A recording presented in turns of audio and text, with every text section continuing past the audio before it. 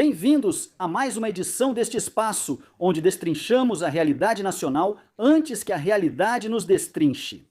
Fiquem à vontade, sirvam-se de uma bebida forte porque vai precisar e preparem-se para o banquete de incongruências deste 30 de janeiro de 2026. Assim, tão rápido, já acabou o primeiro mês deste agitado 2026. Apenas um mês e parece que já se passaram 6 meses de golpes políticos e midiáticos. Que se prenderam o Maduro, que teve terremoto, que as batidas do ICE já saíram do controle. Que se a Copa do Mundo, que se o Temec, que se o petróleo para Cuba, que se as guerras no mundo, que se o Prêmio Nobel da Paz, que se descarrilou o trem interoceânico, que pegaram o canadense, em coordenação e não subordinação. Que se as ligações telefônicas entre Cláudia e Trump, que se a violência em Sinaloa continua. Bom, isso já não é novidade. Se o tio Rich já pagou.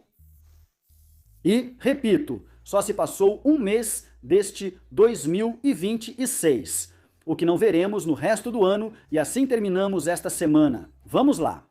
E o nosso México, lindo e tão ferido, como está neste começo de ano? Pois estamos entre abraços laranjas, botas militares e cheques que realmente têm fundos. Vamos falar do romance transfronteiriço de Cláudia e Donald e do trio que ninguém pediu. Vamos começar com a notícia que deixou o Itamaraty com o terço na mão e os mercados com um tique nervoso.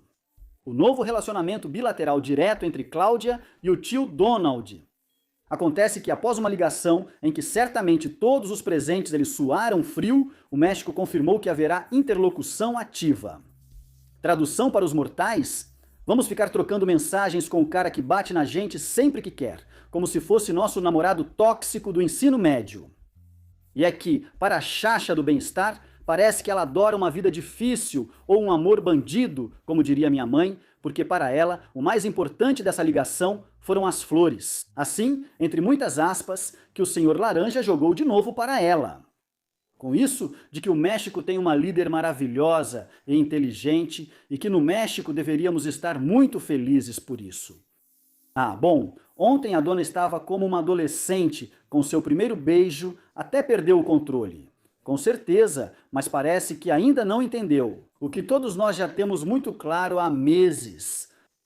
Primeiro vem o elogio, depois vem a bronca, assim como faz com Delcy Rodrigues, com Gustavo e com todo aquele que ficar na frente do senhor Trump. É a maneira dele de domesticar as feras, e para que acabem cedendo docilmente e obedeçam tudo o que ele ordenar, na hora e do jeito que ele quiser. Aí estão todos os puxa-sacos, seus coriféus e bajuladores, dizendo que Cláudia Sheinbaum é uma mulher de caráter e que soube enfrentar Donald Trump. Fala sério que comece mostrando caráter e se impondo diante. Tente ao menos contrariar Trump. Ela não consegue fazer com que um Oronha ou um Andy a respeite e já querem que o gringo a respeite. Tenham um pouco de vergonha, por favor. O verdadeiro drama é o Temec. Enquanto Trump alfineta, dizendo que o Canadá atrapalha mais que um buraco na estrada, o México, no periférico, assumiu o papel de super-herói integrador e afirmou que ninguém sai daqui. Que nobreza! Queremos manter o tratado tripartite a todo custo. É comovente ver nosso governo defendendo os canadenses, que provavelmente nem ligaram pra gente. Enquanto tentamos convencer Donald de que um trio comercial é melhor do que um encontro às cegas com o protecionismo, boa sorte com isso, xaxis. Convencer Trump a ser cooperativo é como pedir para um gato te ajudar a lavar a louça. Enquanto aqui brigamos para ver quem é mais do povo, em Washington já olham para o outro lado. Temos que deixar o romantismo de lado. Os Estados Unidos não se importam se somos uma democracia de conto de fadas. Eles se importam se somos funcionais. Enquanto isso, o governo garante, ou melhor, obedece para que a fronteira não saia do controle, que a economia seja previsível e que o narcotráfico não passe dos limites, mais do que o normal. Eles fingem que cooperam, mas o amor acabou. Não esperem sanções abertas, nem declarações de guerra. Estamos vendo um distanciamento estratégico.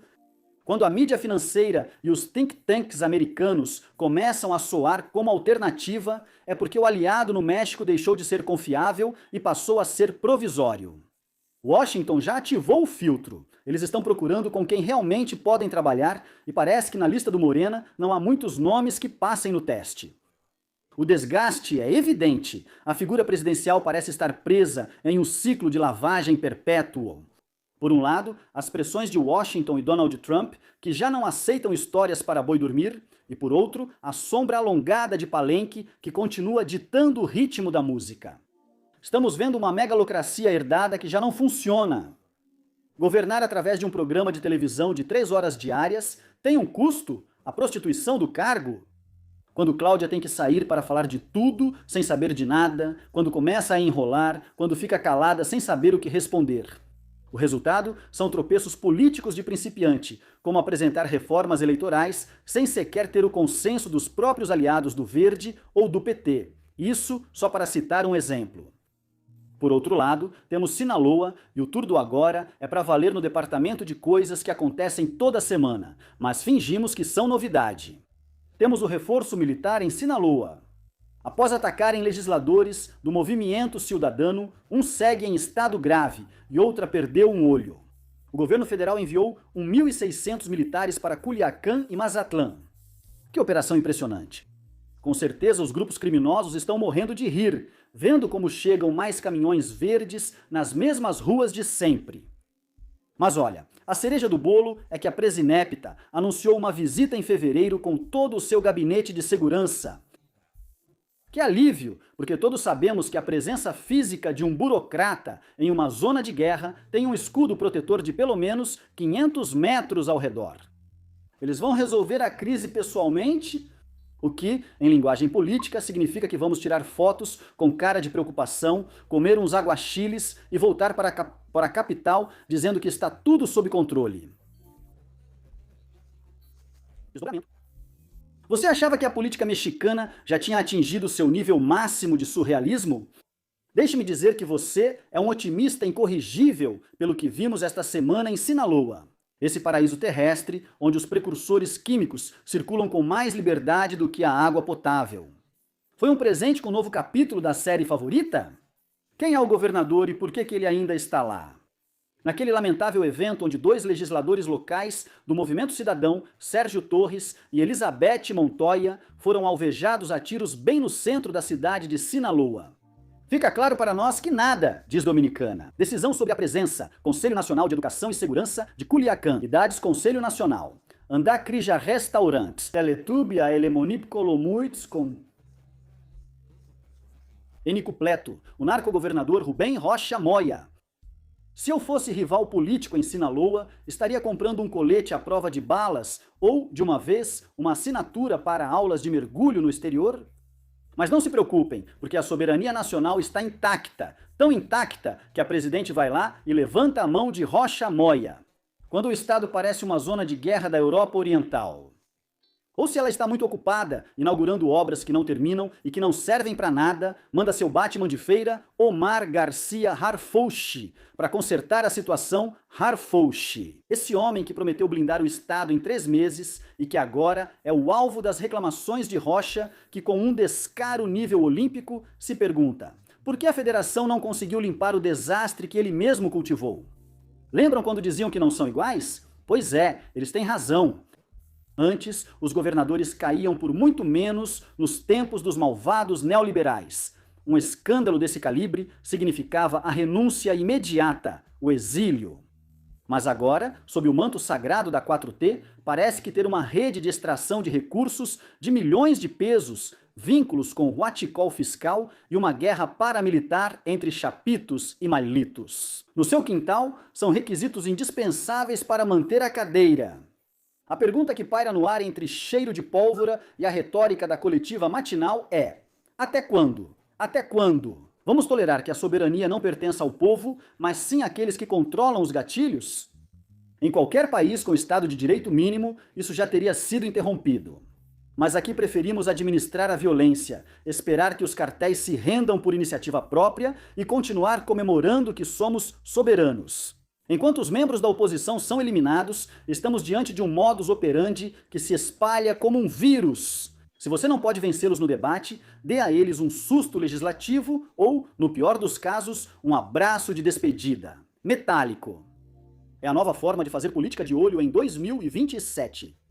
Então, se você aspira a um cargo público, certifique-se de que seu seguro de vida esteja em dia e que suas orações cheguem a tempo.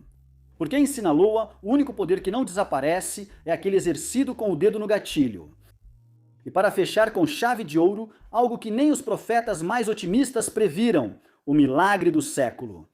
O tio Rich tirou a carteira, pagou uma entrada de 10.400 milhões de pesos e o resto, igualzinho nas suas lojinhas, em pequenas prestações.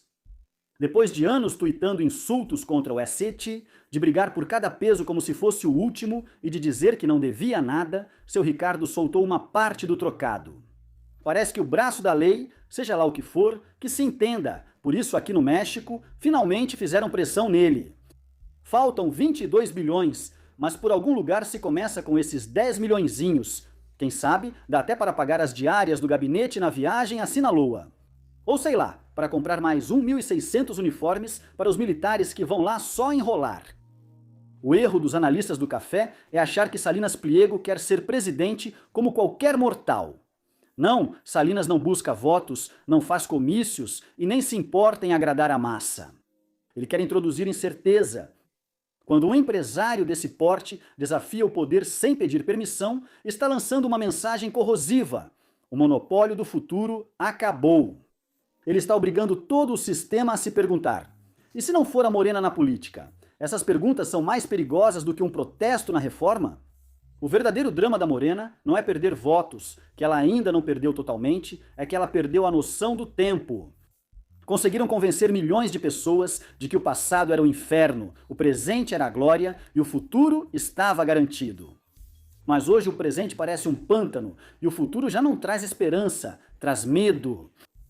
Morena já não controla o futuro, só lida com o passado. Viraram exatamente o que criticavam, um regime.